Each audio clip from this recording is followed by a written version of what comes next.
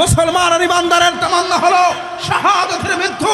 যেই জাতি শাহাদাতকে তামান্না করে, শহীদের মৃত্যু গ্রহণ করতে চায়, আর সুমাইয়া রাদিয়াল্লাহু তাআলা জীবনের চাইতে আমার জীবনের মূল্য বেশি নয়, আমির হামজার চাইতে আমার জীবনের মূল্য বেশি নয়, ওমর ফারুকের চাইতে আমার জীবনের মূল্য বেশি নয়। ওমর ফারুক যদি ইসলামের জন্য জীবন দিতে পারে, সুমাইয়া যদি ইসলামের জন্য জীবন দিতে পারে, আমির হামজা যদি ইসলামের জন্য জীবন দিতে পারে, নাটোরের মুসলমান সজ্জার হও, প্রস্তুত হও। কোন বেঈমান যদি বাংলার দেশকে দখল করতে চায়, ইসলামকে মিটাতে চায়, ধারো পিটা করে, জুতা পিটা করে ওদেরকে বিতাড়িত করার জন্য, শাহাদাতের তামান্না নিয়ে শহীদ হওয়ার জন্য কারা কারা রাজি আছেন? তো হাত তুলে আল্লাহকে দেখা।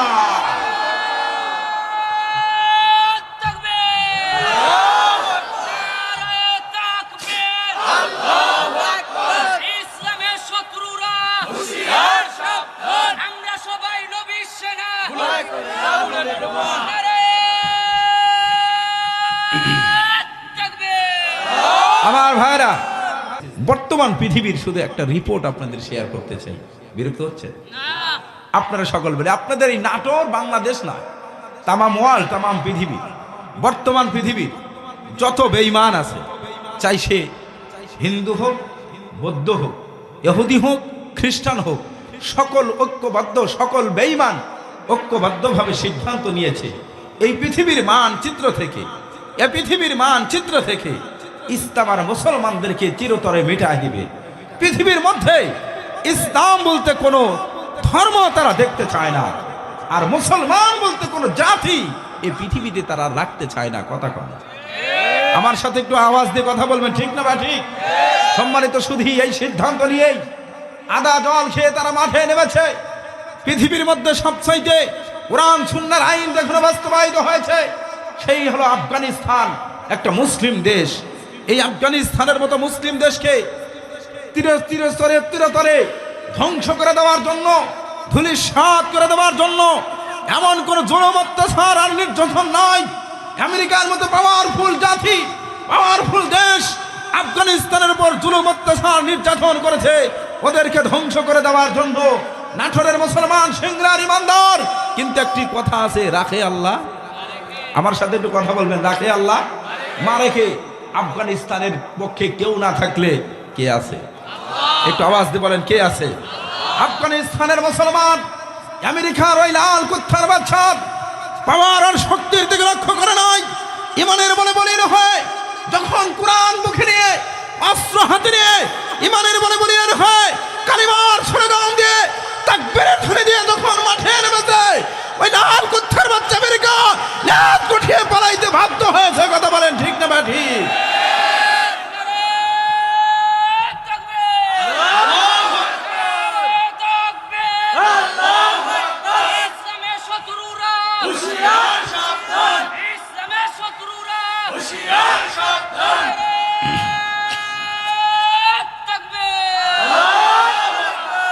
আমার ভাইরা, শুধু আফগানিস্তান নয়, এতদিন দেখেছেন আফগানিস্তানের মুসলমানের উপর জুলুম, অত্যাচার, ফিলিস্তিনের মা বোনদের উপর নির্যাতন আর জুলুম, যেটা ভাষায় প্রকাশ করা বলে কঠিন।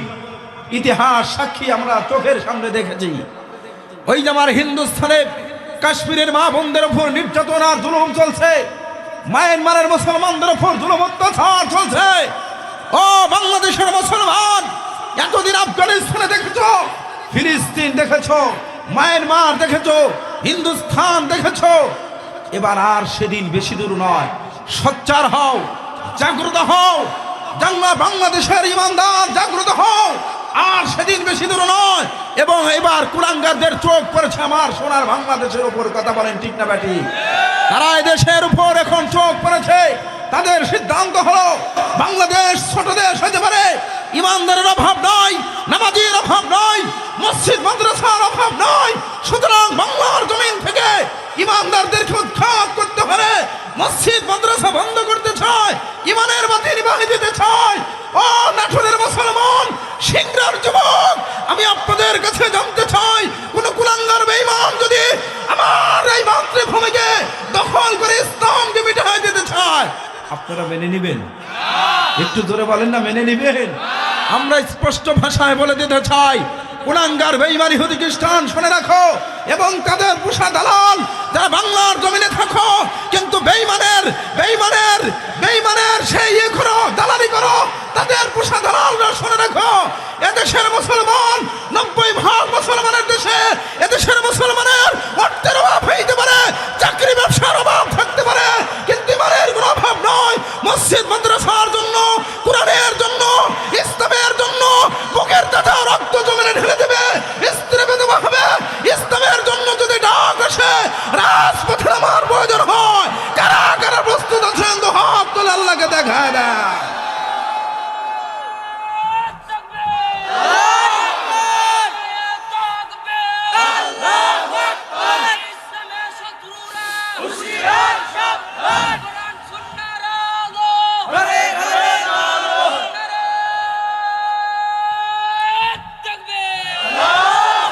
আমার ভাইরা, আচ্ছা বলুন তো, একজন মানুষ শুধু বলেন যে হুজুর সিংড়ার কোন বাপের বেটা আছেন যে হুজুর আমি জীবনেও মরব না?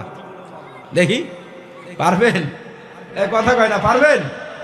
একজনও পারবেন না। কারণ যেদিন জন্মগ্রহণ করেছেন আমি আপনি সকলেই লিখে দেওয়া হয়েছে আমি কোন দিন মরব, কোথায় মরব, কিভাবে মরব। কথা কন, আওয়াজ দিয়ে বলেন, ঠিক না?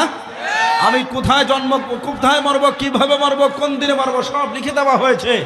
ও মুসলমান, মরতে যেহেতু হবেই, কারণ দাদা চলে গেছে, বাবা চলে গেছে, আমিও চলে যাব। কুল্লু নাফসিন যায়িকাতুল মাউত, প্রত্যেকটা প্রাণীকে মৃত্যুর স্বাদ গ্রহণ করতে হবে, এর মধ্যে কোনো সন্দেহ নাই। কিন্তু মৃত্যুর সিস্টেম কি হবে? কেউ বা কিডনি ড্যাম হয়ে মরছে, কেউ লাঞ্চে পানি লেগে মরছে, কেউ ক্যান্সারে আক্রান্ত হয়ে মরছে, কেউ আবার পানিতে ডুবে মরছে, কেউ আবার আগুনে পুড়ে মরছে। আর যেভাবে ভূমিকম্প শুরু হয়েছে, তাহলে আগুনে তো মরা দূরের কথা, ওই বিল্ডিং এর চাপা খেয়েই মরে যেতে হবে। কথা বলেন, ঠিক না? ঠিক। ও মুসলমান, আমার স্পষ্ট কথা হলো, মুসলমান আর ইমানদারের মৃত্যু তো কিডনি ড্যাম হয়ে মরতেই তামান্না করতে পারে না। লাঞ্চে পানি লাগবে, মরবে, ক্যান্সার আক্রান্ত হয়ে মরবে, এই মৃত্যুর তামান্না আমরা করতে পারি না। একজন মুসলমান আর ইমানদারের তামান্না থাকবে শাহাদাতের মৃত্যু, যেই মৃত্যুর ব্যাপারে বুখারী শরীফের হাদিস, মরতে দেরি খোদার জান্নাতে যাইতে দেরি না। কথা বলেন, ঠিক না? ঠিক। সুতরাং স্পষ্ট করে বলে দিতে চাই, বেঈমান শুনে রাখো, মুসলমান আর ইমানদারের তামান্না হলো শাহাদাতের মৃত্যু। যেই জাতি শাহাদাতকে তামান্না করে, শহীদের মৃত্যু গ্রহণ করতে চায়, আর সুমাইয়া রাদিয়াল্লাহু তাআলা জীবনের চাইতে আমার জীবনের মূল্য বেশি নয়, আমি হামজার চাইতে আমার জীবনের মূল্য বেশি নয়, ওমর ফারুকের চাইতে আমার জীবনের মূল্য বেশি নয়। ওমর ফারুক যদি ইসলামের জন্য জীবন দিতে পারে, সুমাইয়া যদি ইসলামের জন্য জীবন দিতে পারে, আমি হামজা যদি ইসলামের জন্য জীবন দিতে পারে, মুসলমান সজ্জার হও, প্রস্তুত হও। কোন বেঈমান যদি বাংলার দেশকে দখল করতে চায়, ইসলামকে মিটাতে চায়, ধারো পিটা করে, জোটা পিটা করে ওদেরকে বিতাড়িত করার জন্য, শাহাদাতের তামান্না নিয়ে শহীদ হওয়ার জন্য কারা কারা রাজি আছেন তো হাত তুলে আল্লাহকে দেখা।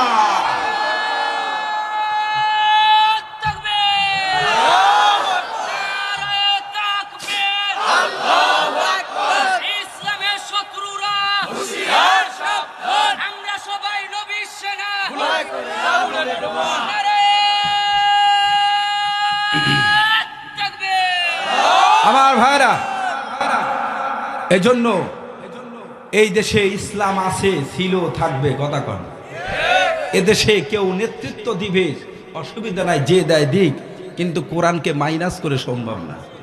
কথা বলেন না কেন? কোরআনকে নিয়েই চলতে হবে, উলামায়ে কেরামকে সাথে নিয়ে, মুসলমান তাওহীদি ঈমানকে নিয়েই চলতে হবে। কথা বলেন। সম্মানিত সুধী, বিরক্ত হচ্ছেন? এজন্য আমরা সোচ্চার হতে হবে, ইমানের বলে বলিয়ন থাকতে হবে সর্বসময়, ইনশাআল্লাহ। 50-60 বছর, 100 বছর আগে অবস্থা আরো ভালো। এই পৃথিবীতে যেই পরিমাণ শান্তি ছিল, আওয়াজ দিয়ে বলুন তো, বর্তমান পৃথিবীতে সেই শান্তি আছে? আমার সাথে সবাই কথা বলবেন, আছে? বর্তমান পৃথিবীতে আর সেই শান্তি নাই। আজকে রাস্তাঘাট নিরাপদ না, অফিস আদালত নিরাপদ না, নিজের বাড়িও পর্যন্ত নিরাপদ না। ও দোস্ত আমার, এই প্রত্যেকটা সেক্টরে অশান্তি আর অশান্তি।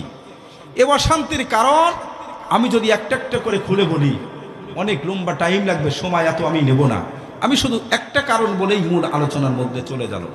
সম্মানিত সুধী, আজ থেকে 30 বছর 40 বছর আগে আপনাদের এই ছোট বাঁশবাড়িয়া যে বাঁশবাড়িই বলেন, এরকম ইলেকট্রিসিটি বৈদ্যুতিক ব্যবস্থা ছিল না। তখন গ্রামগঞ্জের মানুষ কি করেছে, খুব মনোযোগ দিয়ে শুনবেন। গ্রামগঞ্জের মানুষ, গরমের মৌসুম, মানুষ রাস্তাঘাটে, এরপরে মনে করে মাঠে ঘাটে যারা খেটে খায়, পরিশ্রম করে সন্ধ্যার সময় সারাটা দিন মাঠে ঘাটে পরিশ্রম করে সন্ধ্যার সময় বাড়িতে আসলো, পুকুরে নেমে গোসল করলো। কারণ তখন ওইরকম ঘরে ঘরে টিউবওয়েলও ছিল না, কথা কন, ঘরে ঘরে টিউবওয়েল নাই। পুকুরে নেমে গোসল করে, গোসল করার পরে ডাল ভাত যা হলো খেলো, মাগরিবের নামাজ ইশারের নামাজ আদায় করলো। এবার আল্লাহর বান্দা ক্লান্ত শরীর, সারাদিন পরিশ্রম করেছে, একটু ঘুমানো দরকার, কিন্তু কেমনে ঘুরাবে, প্রচন্ড গরম। তখন এত বড় বড় বিল্ডিংও ছিল না, ছোট ছোট ঘর ছিল, কথা বলেন না কেন? ছোট ছোট ঘরের মধ্যে ঘুমানোর পরিবেশ নাই, বাধ্য হয়ে কেমনে ঘোরাবে? ঘরের মধ্যে তো সেরকম পাখা নাই, ফ্যান নাই, পরিবেশ না থাকার কারণে নিজের চোখে দেখেছি ঘরের মধ্যে থেকে একটা সব পাটি নিয়ে উঠান বাড়িতে চলে গেছে, বাহির বাড়িতে চলে গেছে, সব আর পাটি সেখানেই বিছায় দিয়েছে। আল্লাহর বান্দার ক্লান্ত শরীর ওই সব আর পাটির উপর শুইছে, মাথার নিচে কোনো বালিশ নাই, শরীরের নিচে কোনো কাঁথা নাই, খেতা নাই। আল্লাহর বান্দা শুইছে, সাথে সাথে ঘুমায় পড়ছে, কথা কন। ফজরের আজান পর্যন্ত ওইভাবেই শুয়ে থাকছে। আল্লাহু আকবার। এটা শুধু একটা গ্রাম নয়, গ্রামকে গ্রাম, ইউনিয়নকে ইউনিয়ন, থানাকে থানা, জেলাকে জেলা, শত শত হাজার হাজার লক্ষ লক্ষ মানুষ নিরাপত্তাহীন অবস্থায় বাহিরে উঠান বাড়িতে শুয়ে থাকছে, কথা কন। ও মুসলমান, ওদিকে কি ঘরের মধ্যে কি দেখলাম? মা বোনেরা, মহিলারা, তারা তো মহিলা মানুষ, বাহিরে শুইতে পারে না, কিন্তু প্রচন্ড গরম, ঘরের মধ্যেও থাকার পরিবেশ নাই, বাধ্য হয়ে জানালা খুলে দিয়েছে, জানালা খোলা, দরজা খুলে দিয়েছে, দরজা খোলা, দরজা জানালা খুলে নিরাপত্তাহীন অবস্থায় মহিলারা ঘরের মধ্যে শুয়ে থাকছে, আর বাহিরে মা বোনরা ঘুমিয়েছে, বাহিরে পুরুষেরা ঘুমাইছে। নিরাপত্তা কারো নাই, না ঘরের মধ্যে না বাহিরে, হাজার হাজার লক্ষ লক্ষ মানুষ নিরাপত্তাহীন অবস্থায় শুয়ে থাকছে। ওই মাত্র 30-40 বছর আগের রিপোর্ট, সেদিন কোন লম্পট আর কোন চাঁদাবাজ একটা মুখী মারবে তো দূরের কথা, একটা টস লাইট পর্যন্ত মারতে সাহস পায় নাই, কথা বলেন ঠিক না ব্যাটি? ও মুসলমান, ও মুসলমান, এখন 20 বছর, 30 বছর, 40 বছরের ব্যবধানে এখন কি হলো? আপনার নাটোর সিংড়ার খবর আমার জানা নাই। আমি ঢাকা বাড়িধারা এলাকায় থাকি, আজকে ঢাকার রিপোর্টটা বলি। আজকে ঢাকার মানুষ আল্লাহু আকবার, বাড়ি করার পূর্বে নিরাপত্তার জন্য আগে বাহিরের বাউন্ডারি দিচ্ছে, কথা কন। নিরাপত্তার জন্য বাড়ি করার পূর্বে বাহিরের বাউন্ডারি আগে দেয়। বাহিরের বাউন্ডারি আছে, ভিতরের দরজা বন্ধ, জানালা বন্ধ, অতিরিক্ত নিরাপত্তার জন্য গেট দারোয়ান নিয়োগ করেছে। শতভাগ নিরাপত্তা নিশ্চিত করার পরে আল্লাহর বান্দা, সুস্থ মানুষ, জীবিত মানুষ, হায়রে তার নিজের বেডরুমে ঘরের মধ্যে নিরাপত্তা নিয়ে আল্লাহর বান্দা শুইল, ঘুমাইলো, কিন্তু দুঃখ আর আফসোসের সাথে বলতে হয় সকালবেলা ওই ঘর থেকে, ওই বেডরুম থেকে সুস্থ আর জীবিত মানুষ বের হয় না, ওখান থেকে উদ্ধার করা হয় লাশ, মাইয়াত। আরো দুঃখ হলো, কে হত্যা করলো, কে খুন করলো, এই খুনিরে খোঁজ করে তালাশ করে পাওয়া যায় না। এবার বুকের মধ্যে হাত দিয়ে নাটোরের মুসলমান, সিংড়ার যুবক, আমার বাপজান, বলুন তো দেখি, এই পরিবেশটা কি শান্তির না অশান্তি? আর একটু জোরে বলেন, শান্তির না অশান্তি? আল্লাহু আকবার। মেরে দোস্ত, ঠান্ডা মাথায় বুঝবেন, ইনশাল্লাহ সব কথা আস্তে আস্তে পাবেন। ও দোস্ত আমার, তাহলে এবার বুঝুন, এইরকম অশান্তি প্রত্যেকটা সেক্টরে, শুধু আমার এই বাংলাদেশ নয়, তামাম পৃথিবীতে এই অশান্তির আগুন দাও দাও করে জ্বলছে, কথা কন ঠিক না বেঠিক? এই অশান্তির আগুনকে নিভায় দিয়ে যদি শান্তি চাই, শান্তিতে খাইতে চাই, শান্তিতে পড়তে চাই, 60-70 বছরের জীবন শান্তিতে কাটাইয়া মৃত্যুর পরে খোদার জান্নাতের মেহমান যদি হইতে চাই, ও দোস্ত আমার, বলুন আমরা সবাই শান্তি চাই না? চাই না? আওয়াজ দিয়ে বলেন, কথা আসতে হচ্ছে, জোরে বলেন, চাই না? চাই না? এবার বলুন তো, শান্তির মালিককে? আর একটু জোরে বলেন, শান্তির মালিককে? আল্লাহু আকবার। নাটোরের মুসলমান, সিংড়ার বন্ধু বলেন, শান্তির মালিক যে আল্লাহ। ওই রব আসমান থেকে ডাকতে বলে, বান্দা শোনো, তুমি সবাই তো তোমরা শান্তি চাও, কিন্তু আমি আল্লাহ শান্তির মালিক। এই পৃথিবীতে শান্তি প্রতিষ্ঠা করার জন্য আমি রব, আমি আল্লাহ, আমার কুদরতি হাতে আমি একটা শান্তির প্রেসক্রিপশন লিখে দিয়েছি, শান্তির প্রেসক্রিপশন লিখে দিয়েছি। বলুন তো, শান্তির প্রেসক্রিপশনের নাম কি? একটু জোরে আওয়াজ দিয়ে বলেন, আওয়াজ দিয়ে বলেন। শান্তির প্রেসক্রিপশনের নাম কুরআন। অর্থাৎ আল্লাহ বলেন, আমি এই কুরআন নামক প্রেসক্রিপশন নাজিল করে দিয়েছি। এই কুরআন এবং এই কোরআনকে ব্যাখ্যা করে জানানোর জন্য মুফাসসিরে কোরআন বিশ্বনবী যোগ্য ডাক্তারকে আমি নিয়োগ দিয়েছি, এফআরসিএস করা এফসিভিএস করা ডাক্তার। সেই ডাক্তার আমার কোরআন নামক প্রেসক্রিপশনের মেডিসিন প্রয়োগ করবে। তো যারাই এই কোরআনের প্রেসক্রিপশন গ্রহণ করবে, রাসূলুল্লাহ সাল্লাল্লাহু আলাইহি ওয়াসাল্লামের আদর্শ গ্রহণ করবে, ওই ব্যক্তি, পরিবার, সমাজ, দেশ সব জায়গার মধ্যে শান্তি যিনি দিবেন তিনি কে? তার বাস্তব প্রমাণ শোনেন। রাসূল করিম সাল্লাল্লাহু আলাইহি ওয়াসাল্লাম এই পৃথিবীতে যখন এসেছেন সেই যুগের নাম ছিল জাহিলি যুগ। বলেন তো সেই যুগের নাম কি ছিল? সেই যুগের নাম ছিল জাহিলি যুগ। দোস্ত, যুগের নামই জাহিলি যুগ। সে যুগের মানুষগুলো অসভ্য ছিল, অমানুষ ছিল, চোর, বাটপার, লুচ্চা, ইয়াবাখোর, বাবাখোর দিয়ে সমাজ ভরপুর ছিল। আল্লাহু আকবার। যে প্রেসক্রিপশনের মাধ্যমে অসভ্যকে সভ্য বানিয়েছে, অমানুষকে মানুষ বানিয়েছে, চোর, বাটপার, লুচ্চা, ইয়াবাখোর, বাবাখোরকে মুসল্লিতে পরিণত করে মানুষের মতো মানুষে জান্নাতি মানুষে পরিণত করেছে। যে প্রেসক্রিপশনের মাধ্যমে আওয়াজ দিয়ে বলেন সেটার নাম কি? আর একটু জোরে বলেন নাম কি? কোরআন। তার বাস্তব প্রমাণ একটা উদাহরণ দিয়েই আমি আমার আয়াতের মধ্যে চলে যাব। আল্লাহু আকবার। দোস্ত, তার বাস্তব উজ্জ্বল নক্ষত্র, উজ্জ্বল মিসাল আর উদাহরণ হলো নবীজির সাহাবী ওমরে ফারুক রাদিয়াল্লাহু তাআলা আনহু। বিশ্ব নবীর সাহাবী ওমরে ফারুক রাদিয়াল্লাহু তাআলা আনহু। আল্লাহু আকবার। তিনিও ওই অসভ্য যুগের, জাহিলি যুগের একজন মানুষ ছিলেন। অসভ্য অন্যায় কাজের মধ্যে তিনিও লিপ্ত ছিলেন। কত বড় জঘন্য কাজে লিপ্ত! টাকান হযরত ওমর খোদা তরবারি, হাতের মধ্যে তরবারি নিয়ে, ধারালো অস্ত্র নিয়ে স্বয়ং বিশ্ব নবীকে, রাহমাতাল লিল আলামিনকে হত্যা করার জন্য, মদিনাওয়ালা পয়গম্বরকে হত্যা করার জন্য ওমর নবীকে হত্যা করার জন্য রওনা দিছে, হাতের মধ্যে তরবারি। সাহাবায়ে কেরাম যখন দেখে ওমর এই দিকে আসতেছে, রসুলকে হত্যা করবে, রসুলকে ক্ষতি করবে, সাহাবায়ে কেরাম ঘাবড়ায় গেছে, টেনশন করতেছে। নবীকে ডাক দিয়ে বলে, পয়গম্বর, ওমরের হাতে তরবারি আপনার দিকে আগাইতেছে, আপনাকে হত্যা করবে, আপনাকে আঘাত করবে। ও পয়গম্বর, আমরা সহ্য করতে পারি না। ও আমার নাটোরের বন্ধু, সিংড়ার বন্ধু, নবীর দিকে হত্যা করছে আসছে। আমার নবী কোনো ঘাবড়ায় না, কোনো টেনশন করে না। নবী আবার মুস্কি হাসি দিয়ে বলে, ও আমার সাহাবায়ে কেরাম, টেনশন করো না, টেনশন করো না, ওমরকে আসতে দাও, ওমরকে আমার কাছে আসতে দাও। আরে আমার কাছে যে প্রেসক্রিপশন আছে, মেডিসিন লাগাইতে দেরি হবে, মেডিসিন লাগাইতে দেরি হবে। আমার কাছে যে মলম আছে, আরে মলম লাগাইতে দেরি হবে, মলম লাগাইতে দেরি হবে।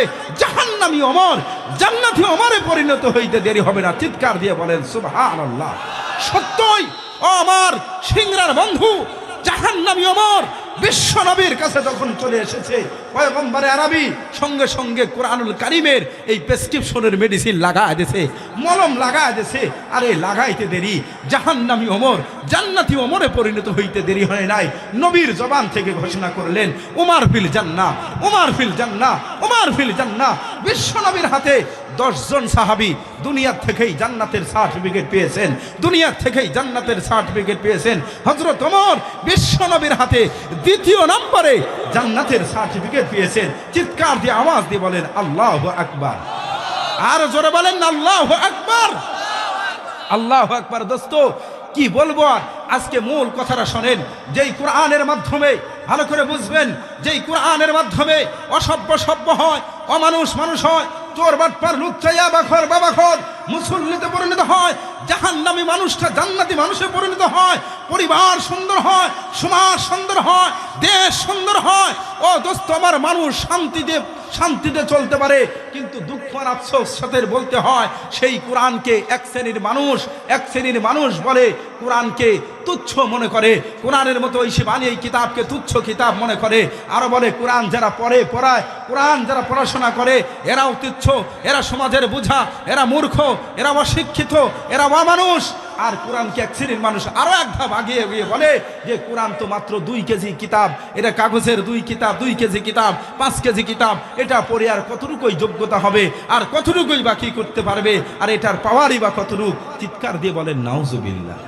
আর জোরে বলেন না নাউজুবিল্লাহ।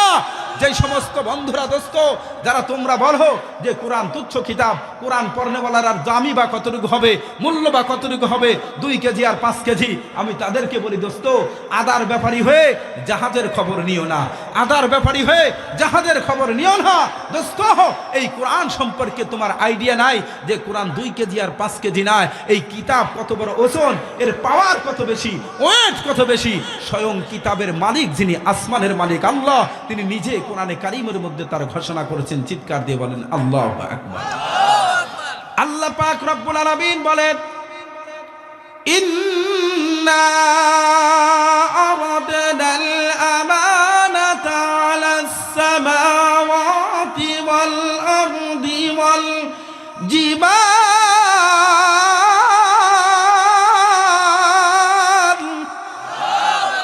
আরো জোরে আওয়াজ দিয়ে বলেন আল্লাহু আকবার।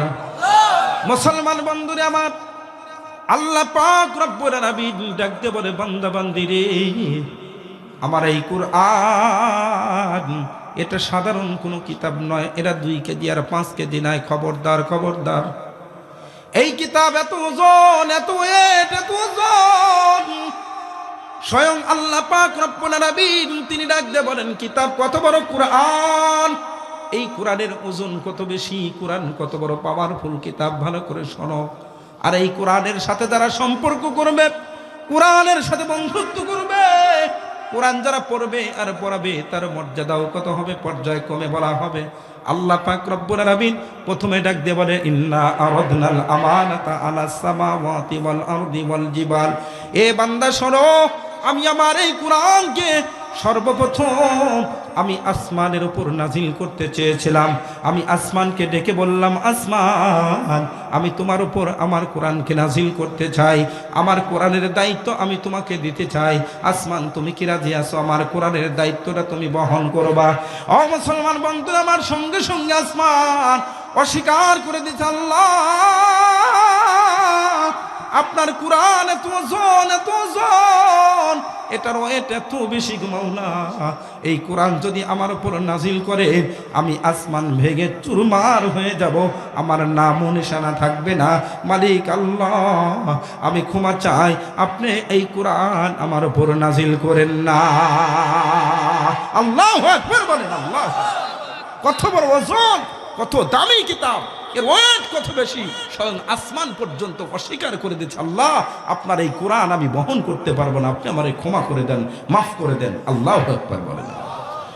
এরপর আল্লাহ পাক রব্বুল আলামিন জমিনকে ডাক দিয়ে বলে, জমিন, আমি তোমার উপর কোরআন নাজিল করতে চাই, তুমি কি রাজি আছো? জমিনও ডাক দিয়ে বলে, আল্লাহ আপনার কোরআন এত ওজন, এত ওয়েট, এই কোরআন যদি আমার উপর নাজিল করেন, আমি ভেঙে চুরমার হয়ে যাব, আমার নামও নিশানা থাকবে না, আমি আপনার কোরআন বহন করতে পারবো না। আয় আল্লাহ, আপনি আমারে ক্ষমা করবেন। জমিনও স্বীকার করে দিল। এবার ওয়াল জিবাল, পাহাড় আর পর্বতমালা, পাহাড়কে আল্লাহ ডাক দিয়ে বললেন, পাহাড়, আমি তোমার উপর কোরআন নাজিল করতে চাই। পাহাড়ও স্বীকার করে দিল, আল্লাহ আমি আপনার কোরআন বহন করতে পারবো না, এর ওজন আমার দায়িত্ব নেওয়া সম্ভব নয়। আসমান অস্বীকার করে দিল, জমিন অস্বীকার করে দিল, পাহাড় যখন অস্বীকার করে দিয়েছে, সব যখন অস্বীকার করে দেয়, আল্লাহ পাক রব্বুল আলামিন ঘোষণা করেন, ওয়া হামালাহাল ইনসান। আসমান অস্বীকার করলো, জমিন অস্বীকার করে দিয়েছে, পাহাড় যখন অস্বীকার করে দিল, ও হামালাহাল ইনসান, এই যে দুর্বল মানুষ, খুলিকাল ইনসানু যায়ীফা, মানুষকে দুর্বল করে বানানো হয়েছে, মানুষ দুর্বল, এই দুর্বল মানুষ দৌড়াইতে দৌড়াইতে সে বলে, আল্লাহ মালিক রে, আসমান অস্বীকার করেছে, তোমার কোরআন বহন করবে না, কোরআনের দায়িত্ব নেবে না। জমিন অস্বীকার করছে, পাহাড় অস্বীকার করছে, আয় আল্লাহ তারা শক্তিশালী হওয়ার পরেও দায়িত্ব নেয় নাই। আমরা মানুষ, আমরাও পারবো না, আমাদের ওইরকম শক্তি নাই, ক্ষমতা নাই, কিন্তু মাওলা রে, ও মালিক আল্লাহ, আপনার কোরআনকে আমরা মহাব্বত করি, কোরআনকে ভালোবাসি, কোরআনের প্রেমিক হইতে চাই, কোরআনের প্রেম করতে চাই, কোরআনের সাথে মহাব্বত নিয়ে কোরআনের প্রেমিক হয়ে কবরে যাইতে চাই। আয় আল্লাহ, এই জন্য আমরা আপনার কোরআনকে বহন করার দায়িত্ব নিতে চাই। বলেন সুবহানাল্লাহ। মুসলমান ভালো করে বুঝবেন, আল্লাহ পাক রব্বুল আলামিন আসমান যখন অস্বীকার করছে, জমিন অস্বীকার করছে, পাহাড় অস্বীকার করছে, আসমান জমিন আর পাহাড় এত বড় শক্তিশালী হওয়ার পরও কোরআনের দায়িত্ব নিতে পারে না, এই কোরআন বহন করতে পারবে না, তারা অস্বীকার করে দিল। আর মানুষ তারা দুর্বল, মানুষ যে পারবে না, আওয়াজ দিয়ে বলুন তো, আল্লাহ জানে না জানে না? একটু জোরে বলেন, জানে না জানে না? আল্লাহ পাক খুব ভালো করে জানে, জানে মানুষ বহন করতে পারবে না, কিন্তু মানুষ বহন করতে পারবে না। ঠিক মানুষকে যখন বলে মানুষ তুমি পারবা না, মানুষও মেনে নেয় না। মানুষ বলে আল্লাহ আপনার কোরআন আমি বহন করতে চাই। ছোট্ট একটা উদাহরণ দিলে বুঝবেন। বাবা এক বস্তা চাউল নিয়ে এসেছে, বড় ছেলেকে বলেছে, বড় ছেলে অস্বীকার করলো। দ্বিতীয় নাম্বারটাকে বলছে, সে অস্বীকার করেছে। তৃতীয়টাকে বলছে, সে অস্বীকার করেছে।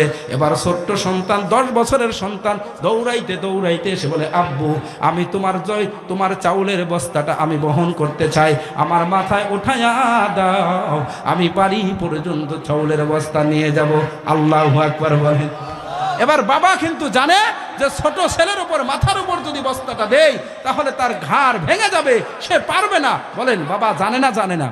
জানার পরে ছোট ছেলেকে বলে বাবা তুমি পারবা না, তোমার বড় ভাইরা নিল না, তুমি তো পারবা না। ছোট্ট ছেলে তখন আল্লাহু আকবার আবেগের খেলে মাটিতে লুটায় পড়ে, আব্বু বস্তা যদি তুমি না দাও আমিও মানবো না, গড়াগড়ি করা শুরু করে।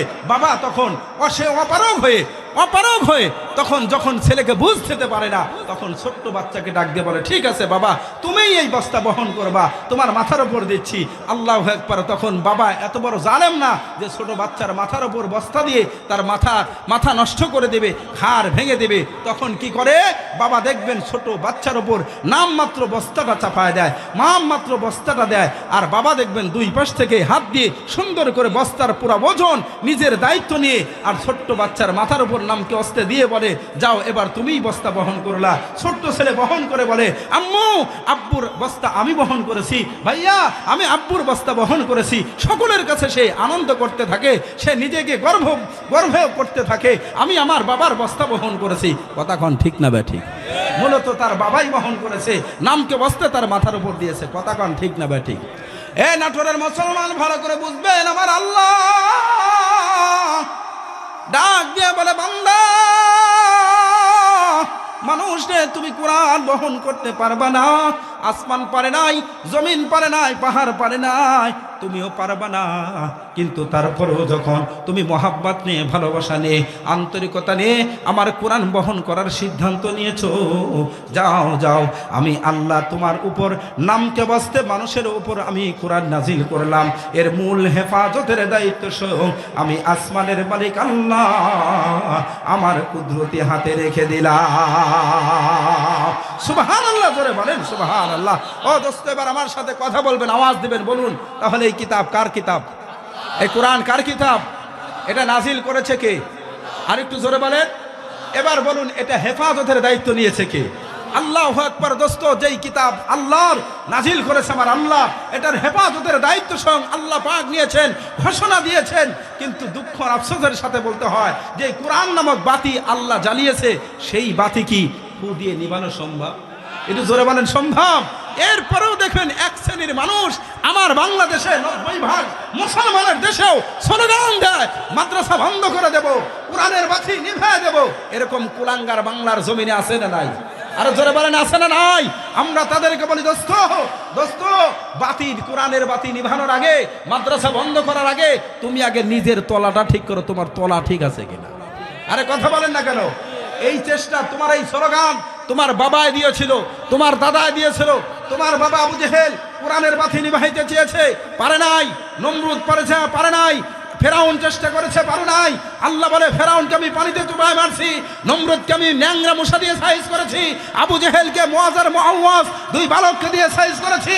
এই কুলাঙ্গার বাংলাদেশের যেই সমস্ত কুলাঙ্গার বলিষ্ঠ কণ্ঠে স্লোগান দাও মাদ্রাসা বন্ধ করে দেবা, মসজিদ বন্ধ করে দেবা, কোরআনের বাতি নিভা দেবা, উলামায়ে কেরামের নিশ্চিহ্ন করে দেবা, ভালো করে শুনে রাখো আবু জেহেলের যে পরিণত হয়েছে তোমার সেই পরিণত হবে, নমরুদ আর ফেরাউনের যেই পরিণত হয়েছে সেই পরিণত তোমার হবে।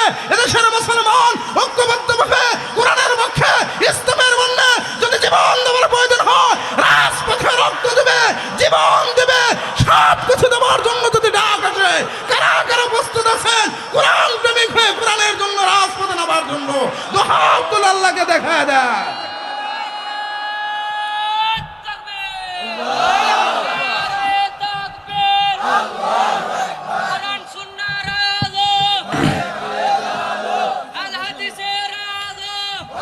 আমার ভাইরা এদিকে তাকান, আমার দিকে তাকান। এইটা কোরআন শরীফ না, ধরে রাখেন কোরআন শরীফ। আমি যদি একটা একটা করে এভাবে কোরআনের পাতা ছেড়ে দেই বলুন তো কেউ মেনে নিবেন? একটু আওয়াজ দিয়ে বলেন মেনে নিবেন? কেউ মেনে নিবে না। কোরআনের পাতা ছিঁড়লে কেউ মেনে নেবে না। ও দোস্ত, কোরআনকে পানিতে ফেলে দিলে কেউ মেনে নেবে না। কোরআনকে আগুনে পুড়া দিলে কেউ মেনে নেবে না। এইটা কুলাঙ্গাররা, বেঈমান ইহুদি খ্রিস্টান ভালো করে জানে।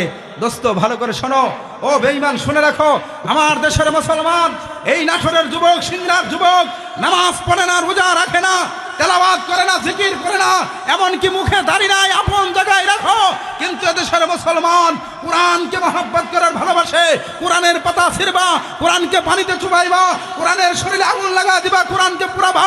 এদেশের মুসলমান এক মুহূর্ত সহ্য করবে না। তুমি যত বড় পাওয়ারফুল হও না কেন, তোমার মতো কুলাঙ্গারের জিহ্বা টান দিয়ে ছেড়ে এই সিংহার কুকুরের রাস্তা বানায় দিবে। কথা কন, এইটা তারা ভালো করে জানে, এটা বেঈমান জানে। কিন্তু কোরআনকে পাতা ছিঁড়বে না, কোরআনকে নিভানো যায় না, কোরআনকে পুরানোও যায় না, কোরআনকে পানিতে ফেলাই দিলে তাও সহ্য করবে না, মুসলমান মানবে না। কিন্তু তাদের একটা সিদ্ধান্ত হলো, ভালো করে বুঝবেন, ঠান্ডা মাথায় মূল আলোচনা আমি চলে এসেছি।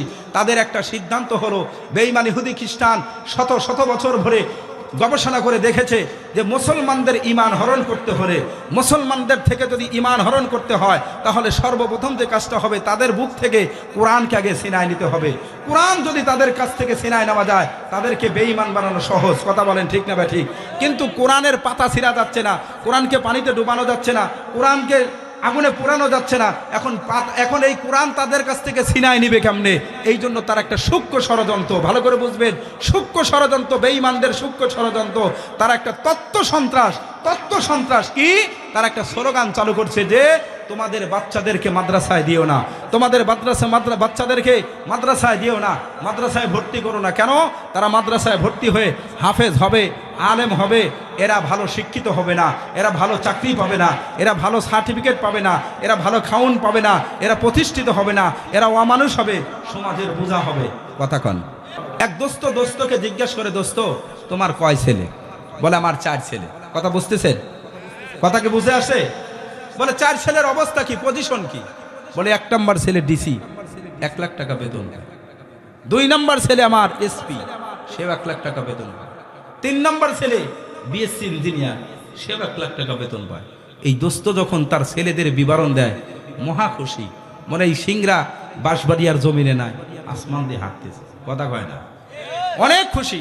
বলে দোস্ত 3 ছেলে 3 লাখ টাকা শুধু বেতন পায় তাই না, 3 ছেলে 3 লাখ টাকা বেতন পায়, ইন্টারেস্ট পায়, অর্থাৎ ঘুষ আর সুদের পায় আরো 15 লাখ। কথা কয় না? মহা খুশি। বলে আমার মতো ভাগ্যবান এই বাঁশবাড়িটার একজনও নাই দোস্ত। অনেক খুশি, মহা খুশি। বলে আমার মতো খুশনসিব এই সিংড়ার মধ্যে একজনও খুঁজে পাওয়া যাবে না দোস্ত। 3টা ছেলেই প্রতিষ্ঠিত হয়ে গেছে, মানুষের মতো মানুষ হয়ে গেছে। কথা কন ঠিক না? আপনারাও বলতেছেন ঠিক, বাস্তব। এবার আসেন, 3 ছেলের বেলায় যখন বলছে, মহা খুশি, অনেক খুশি, আনন্দ, ঠিক আছে। এই বাবাই যখন 4র্থ ছেলের বিবরণ দেয়, পরিচয় দিতে চায়, বলে দোস্ত আমার 4র্থ ছেলে এই যে বাঁশবাড়িয়া বাইতুল উলুম কওমি হাফিজিয়া মাদ্রাসায় ভর্তি হয়ে 15 বছর বয়স আল্লাহর কোরআনের হেফজ করে হাফেজে কোরআন হয়ে গেছে। আমার এই ছোট্ট ছেলে নিয়ে আমি খুব টেনশনের মধ্যে আছি, ওরে মানুষ করতে পারলাম না, প্রতিষ্ঠিত করতে পারলাম না। ও হাফেজ হইল, আলেম হবে, কি করবে, কি চাকরি করবে, কি খাবে, কেমনে চলবে, আমি খুব টেনশনে আছি। কথা কন। এরকম কিছু বাবা আছে না নাই? আমি ওই বাবাকে বলি, দোস্ত কত বড় ব্যাকুল হলে, নাদান হলে তুমি এই কথাটা বলতে পারো? হাইরে, যার সিনার মধ্যে সূরা ফাতিহা থেকে নাস পর্যন্ত টোটাল 30 পারা যার সিনার মধ্যে বিদ্যমান, আর সেই সন্তানকে তুমি বললা প্রতিষ্ঠিত করতে পারলাম না, মানুষ বানাইতে পারলাম না। আফসোস আর দুঃখের কথা কি বলবো।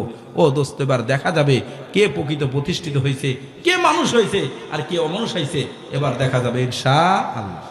ওই যে বলেছিলাম এসপিডিসি আর ইঞ্জিনিয়ার, আল্লাহু আকবার, খালি সুদের খাতে সুদ খায় আর ঘুষ খায়, খাইতে খাইতে এবার বাবাকে প্রতিদিন গরু গোস্ত খায়, পরের টাকা তো অসুবিধা নাই, খাইতে খাইতে বাবার প্রেশার হাই হয়ে গেছে। কথা কন না? প্রেশার হাই, কিছুদিন পরে স্টক করছে। কথা কন? কিছুদিন পরে যখন স্টক করছে, এখন স্টক করছে মানেই মরছে, মালাকুল মৌত এসেই গেছে। এখন এসপিডিসি আর ইঞ্জিনিয়ার 3 ছেলে, টাকার তো অভাব নাই, ভালো যোগ্য ডাক্তার নিয়ে এসেছে। ডাক্তারকে বলে, স্যার বাবার টাকার চিন্তা করেন না, টাকা লাগে যত লাগে দিব, কিন্তু বাবা যেন মরে না, ভালো চিকিৎসা করেন। ডাক্তারও বড় মনোযোগ সহকারে বাবাকে চিকিৎসা করতেছে। মেশিন কলকবজাগুলো লাগাইলো, যতই মেশিন কলকবজা লাগায়, যতই চেষ্টা করে, স্টক করছে মানেই মরছে, সংযোগ দেওয়া সম্ভব হচ্ছে না, কোনো মতোই সংযোগ দেওয়া যায় না। ওর বাবা বিজি, ব্যস্ত দেখায়। ডাক্তার বলে, স্যার, বলে কি হয়েছে? বলে আপনার আব্বার অবস্থা খুব খারাপ, এবার এই রুগীকে বাঁচানো সম্ভব না, এটা যাবে গা, এটা মরে যাবে। কথা কন। এই কথা যখন বলছে তখন এসপিডিসিয়ার ইঞ্জিনিয়ারের মাথায় কোনো কাজ করে না। বলেন কি, তাহলে বাবা কি চলে যাবে, বাঁচবে না? বলে হ্যাঁ, এটা বাঁচার কোনো সম্ভব নাই।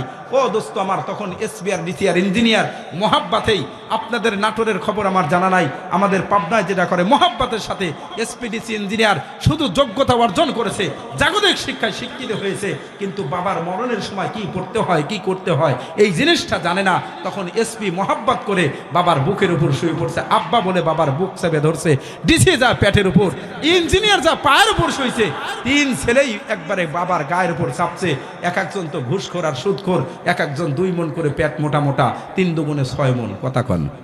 এই 3 দুগুণে 6 মণ যখন বাবার গায়ের উপর চাপছে, ওর বাবা নিচের থেকে বলে, ওরে জালেম, আমি যদিও 2-4 দিন বাঁচতাম, আমার বাঁচার কাম এখানেই শেষ, তোদের কষ্ট করে মানুষ করেছিলাম, আমার এই মৃত্যুর মুহূর্তে কালিমা পড়বি, ইয়াসিন পড়বি, বাঁচার একটু সুযোগ করে দিবি, সেটার তো কোনো সুযোগই নাই। আরো আমার গায়ের উপর চেপে আব্বু আব্বু করে চিল্লাও, মোহাব্বত দেখাও, এদিকে আমার কাম শেষ। কথা কয়।